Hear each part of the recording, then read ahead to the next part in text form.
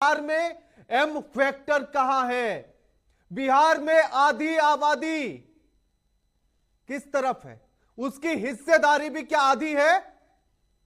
और उससे भी बड़ा सवाल यह कि नारी वंदन अधिनियम लेकर आया गया, उसे लोकसभा और राज्यसभा के पटल पर रखा गया, पास कराया गया और उसमें सभी राजनीतिक पार्टियां अपनी बड़ी बड़ी दावेदारी पेश कर रही थी और कह रही थी कि महिलाओं को सशक्त करने में हम सबसे आगे।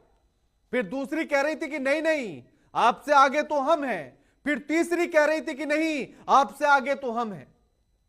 कोई अपने कार्यकाल की कहानी सुना रहा था तो कोई महिला के सशक्तिकरण के कसीदे अपनी पार्टी को लेकर ऐसे पढ़ रहा था कि मानो अगर वो नहीं होते तो शायद हिंदुस्तान में नारी उत्थान का काम ही नहीं होता। लेकिन जब बिहार में एक के बाद एक राजनीतिक पार्टियों ने अपने उम्मीदवारों की लिस्ट जारी की तो उसके बाद कौन सी पार्टी कितनी खरी उतरी अपने वादों पर, अपने दावों पर, उसकी पोल पट्टी खुलती चली गई। आपको जरा वो पुराने बयान सुनवाते हैं जब नारी वंदन अधिनियम लाया गया था तो किस तरह से कसीदे पढ़े गए थे 2023 में, कैसे बड़ी बड़ी बातें की गई थी 2023 में। एक एक करके जरा आपको बयानबाजियां सुनवाते हैं और कुछ पुरानी यादें ताजा करवाते हैं। जरा एक एक करके जरा बयान सुनवाइएगा, किस नेता ने तब क्या कुछ कहा था, सुनवाइए जरा पीसीआर टीम। नारी शक्ति वंदन अधिनियम मेरी बहनों के अधिकारों की गारंटी है। नारी शक्ति वंदन अधिनियम मेरी बहनों के सपनों के पूरा होने की गारंटी है। नारी शक्ति वंदन अधिनियम देश की नारी शक्ति के सामर्थ्य का सम्मान है। हमारे पास 15 लाख चुनी हुई महिला नेता है। राजीव गांधी जी का सपना अभी तक आधा ही पूरा हुआ है। इस बिल के पारित होने के साथ ही वह पूरा होगा। अध्यक्ष महोदय, कांग्रेस पार्टी इस बिल का समर्थन करती है। नारी शक्ति वंदन विधेयक, ये नारी शक्ति वंदन, ये शब्दावली ही अपने आप में हमारी सरकार की, हमारे प्रधानमंत्री जी की और हमारे समाज में महिलाओं को देखने के दृष्टिकोण को स्पष्ट करता है और एक दिशा देता है। देश के अंदर विधानसभा लोकसभा के अंदर भी 33% देश की नीतियों के अंदर, योजनाओं में, कानून बनाने में महिलाओं की भागीदारी हो। ये भारत देश एक ऐसा देश होगा जहां पंचायत से लेकर संसद तक महिलाओं को उनके हिस्से की भागीदारी मिलेगी। तो पार्लियामेंट के अंदर जो कहा गया है कि महिला आरक्षण का सपना राजीव गांधी जी का था, उन्होंने 73-74 अमेंडमेंट की शुरुआत करी। उसके कारण से आज सरपंच से लगा के प्रधान प्रमुख सब महिला बन सकती है, नगर पार्षद मेयर से बनते हैं।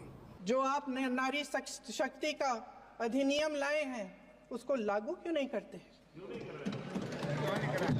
वो 10 साल बाद लागू क्यों होगा? क्या आज की नारी 10 साल इंतजार करेगी उसके लागू करने के लिए? क्या बात है, क्या बात है। अगर देश को आगे बढ़ाना है तो महिला सशक्तिकरण को आगे बढ़ाना होगा। हमारे पंत प्रधान के कथनी और करनी में अंतर नहीं, उनकी विचारधारा थी कि नारी शक्ति वंदन अधिनियम लाकर महिलाओं को 33% आरक्षण संसद और विधानसभा में दिलाने का कदम हमारे पंत प्रधान ने। नारी शक्ति वंदन अधिनियम महिला आरक्षण ला करके हमारे राष्ट्र ऋषि, राष्ट्र के गौरव, सनातन के गौरव हम सबके लिए भगवान के वरदान और महिलाओं के लिए भी भगवान के वरदान श्रद्धे हमारे प्रधानमंत्री श्री नरेंद्र मोदी जी ने जो ये बिल लाया है, यह कालजयी का एक निर्णय है। तो आपने ये तमाम बयान सुने प्रधानमंत्री। सवाल बड़ा सीधा है कि अगर आपकी पार्टी की लिस्ट आएगी और अभी जो आ गई, क्या 33% महिलाओं की हिस्सेदारी आप तय कर पाए और क्या उस पर खरा उतर पाई पार्टी? देखिए, आपने शो के शुरुआत में इंट्रो में जो भाषण सुनाया, जो आपने बात की और जो आपने कहा कि राजीव गांधी के समय से महिला आरक्षण की बात थी, तो शुरुआत से ही हमारे नेता आदरणीय लालू प्रसाद जी कहते रहे कि महिला आरक्षण लागू हो, लेकिन उसमें भी वर्ग बने, यानी कि हर कैटेगरी का होकर महिला के नाम पे अगर कर देंगे तो सिर्फ एक जो अभिजात वर्ग की महिलाएं हैं उन्हीं को ही पहुंचेंगे, सभी वर्ग की महिलाएं नहीं पहुंच पाएंगी, यानी उसके क्षेत्रीय आरक्षण की बात हो रही थी। दूसरी बात, आप पिछला अगर विधानसभा चुनाव देखेंगे तो जो भाजपा के प्रवक्ता बोल रहे थे, उनसे ज्यादा महिलाओं को टिकट हमारे पार्टी में दी गई थी, जीती भी थी अधिक। और लोकसभा चुनाव देखेंगे तो उसमें भी टिकट दिया था आपकी पार्टी ने 16 महिलाओं को, 144 थे, 16 को टिकट दिया था। आपको लगता है कि 33% बैठता है? नहीं, हमने नहीं कहा 33%। मैं तो अभी बोल रहा हूँ, मैं कह रहा हूँ 33% की जो बात हो रही थी कानून में, कानून बने या न बने, अगर सोच है तो पार्टियों को देनी चाहिए, उसकी तरफ बढ़नी चाहिए। अभी तक पार्टी की सोच वो नहीं है। सुन लीजिए, हम कहाँ बोल रहे हैं, हम सुन तो हैं। हमने बोला होना चाहिए और बढ़ना चाहिए, उस तरफ आगे बढ़ना चाहिए। अधिक से अधिक महिलाओं को 33% क्या 33 से अधिक देनी चाहिए। 50% अगर महिलाएं हैं तो अगर 50% तो और खूबसूरती होगी। लेकिन बिल्कुल सही बात है, दिनेश जी कहने में क्या जाता है, 100% भी कह दो। सुन लीजिए 100% नहीं हम कह रहे हैं। और आप जो तुलनात्मक अगर देखिएगा तो सांगठनिक ढांचों में भी देखिएगा या चुनाव में भी, तो हमारे यहाँ संख्या अधिक दी जाती है। और इस बार भी उम्मीद है कि पिछली बार की तुलना में और संख्या बढ़ेंगे। हम लोग धीरे धीरे बढ़ रहे हैं, संख्या प्रतिनिधित्व बढ़ा रहे हैं। अभी तक जितनी घोषणाएं सीट की हुई हैं, लगभग 8 महिलाओं को टिकट दिया था, 16 महिलाओं को आरजेडी ने टिकट दिया था, 70 में से 7 महिलाओं को टिकट कांग्रेस ने दिया था और एक टिकट जो था वो वीआईपी ने दिया था। अब आप खुद ही लगा लीजिए। देखिए, हम बोले अधिक दिए थे, इस बार हम और बढ़ा रहे हैं। लेकिन जो भूपेंद्र जी ने जो बात बोली, उस बात से मुझे बड़ा एतराज है। उन्होंने कहा कि महिलाओं का उतना उत्थान नहीं हुआ, उस योग्य नहीं हुई अभी। यह बात बिल्कुल गलत है, नहीं बोलना चाहिए। महिलाओं का अपमान है। आखिर हमारे बिहार में जिन महिलाएं नौकरी में भागीदारी बढ़ गई, पंचायती चुनाव में अगर आ जाती हैं तो विधानसभा संसद में भी जा सकती हैं। उन्हें मौका देने की जरूरत है और मौका मिल रहा है। संख्या पार्टियां जितना जल्दी उनकी प्रतिनिधित्व बढ़ाएं, वह सिर्फ एक पार्टी के लिए नहीं बल्कि पूरे समाज के लिए, बिहार के लिए यह सुखद होगा। और हमारी पार्टी उस समय, जिस समय महिलाओं की राजनीति में भागीदारी थोड़ी कम हो रही थी, उस समय हमारे नेताजी ने, आदरणीय लालू जी ने बिहार को पहली बार महिला मुख्यमंत्री के रूप में पार्टी हमारी दी और आदरणीय राबड़ी देवी जी मुख्यमंत्री बनी, जिससे बहुत सारी महिलाएं प्रेरित हुई राजनीति में आने के लिए। और उसके बाद धीरे धीरे उस समय शिक्षा के लिए गए। दिनेश लाल जी, पता है दिक्कत क्या है कि दिनेश पाल जी हैं, लेकिन श्रेय लेने के लिए लाइन में खड़े हो जाते हैं कि हमने राबड़ी देवी को मुख्यमंत्री बना दिया, हमने जो है उसके बाद फिर कांग्रेस कहने लगती है कि हमने प्रधानमंत्री के पद पर महिला को बैठा दिया, फिर बीजेपी आ जाती कहती देखिए हमने तो मौजूदा समय में दिल्ली में बैठा रखा है महिला को। श्रेय लेने की होड़ सबके पास है, लेकिन मैं जिस पर बात करना चाह रहा हूं उस पर बात देखिए, सब घुमा फिरा के वही कह रहे हैं कि महिलाओं की हिस्सेदारी होनी चाहिए, हम सबसे ज्यादा कर देंगे, लेकिन लिस्ट में नजर नहीं आ रहा। मेरा सवाल सिर्फ इतना है कि श्रेय सब लेना चाहते हैं, लिस्ट में कब नजर आएगा, धरातल पर कब दिखेगा, बस इतना जवाब।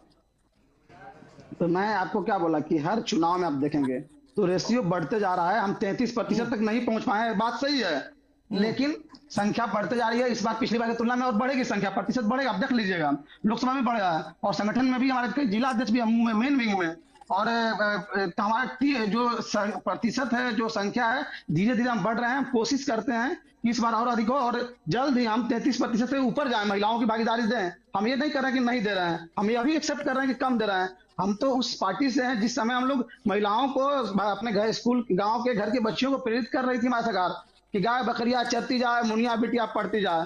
तो हम लोग तो चाह रहे हैं कि हर घर की बेटी बहन पढ़े और हर क्षेत्र में उन सबकी उचित भागीदारी हो, सशक्तिकरण हो, महिला सशक्तिकरण हो और राजनीति में भी उनकी उचित भागीदारी हो और खुद अपने से निर्णय लेने योग्य बने, डिसीजन लें।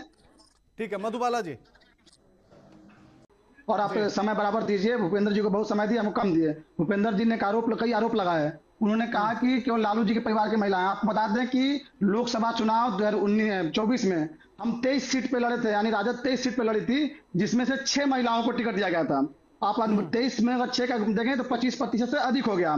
उसमें से कई अर्चना रविदास भी थी, ऋतु जायसवाल भी थी, बीमा भारती भी थी, यानी अति पिछड़ा दलित महिलाएं भी हमारे यहाँ प्रतिनिधित्व में चुनाव लड़ी थी, भले जन समर्थन नहीं मिला। दूसरी बात, आपने कहा कि आपके विशेषज्ञ कहे कि नीतीश जी को महिलाओं का साइलेंट वोटर मिल जाता है। आप पिछला विधानसभा चुनाव देखेंगे तो मात्र 12,000 के आसपास वोटों का अंतर था। तो यदि उनको पूरा महिलाएं दी थी तो हम लोगों को कहाँ गया, वोट तो बराबर रहा और वो तीसरे नंबर पे गए। उनको प्रतिशत वोट भी 15% के आसपास मिला, बहुत कम मिला। और रही बात भाजपा से, आप महिला सम्मान की बात कर रहे हैं, आपको हम बताते हैं 1 मिनट में। भाजपा का एक मुख्यमंत्री जो हमेशा नफरत की भाषा बोलता है पड़ोसी राज्य का, वो आज बिहार में आकर क्या बोल रहा था, बुरके वाली और बुरका बनाम विकास। एक मतलब आप समझ लीजिए कि एक धर्म की महिला को टारगेट करके अपमानित किया जा रहा है, जिसका की आबादी बिहार में 17% है। 17% आबादी को एक सीट नहीं दिया गया और मोदी जी पता नहीं किस मुंह से कहते हैं सबका साथ सबका विकास। तो 17% आपके साथ कहाँ है? जब आप उनके सीट की बात कर रहे हैं तो भूपेंद्र जी कह रहे हैं कि उनको अनाज 5 किलो नहीं मिलता क्या? तो मैं भूपेंद्र जी से पूछना चाहता हूँ कि जो बिहार का आपको सीट बांटे हैं, 50% से अधिक सीट जो बांटे हैं 10.5% आबादी वाली 4 जातियों को, जो सवर्ण हिंदू हैं, तो क्या उनको सुविधाएं नहीं मिलती हैं क्या? तो आप जब सीट देने की बात आ रही है तब योजना गिना रहे हैं। तो यह बांटने की राजनीति करते हैं और एक नेता अभी कर रहा है बांटोगे तो कटोगे। मतलब यह कहीं से भी ये स्त्री विरोधी है, दलित विरोधी है, किसान विरोधी है और अल्पसंख्यक विरोधी है। ये लोग केवल कुछ जातियों की पार्टी बन के और एक मलाई काटना चाहते हैं, मानसिकता के तहत।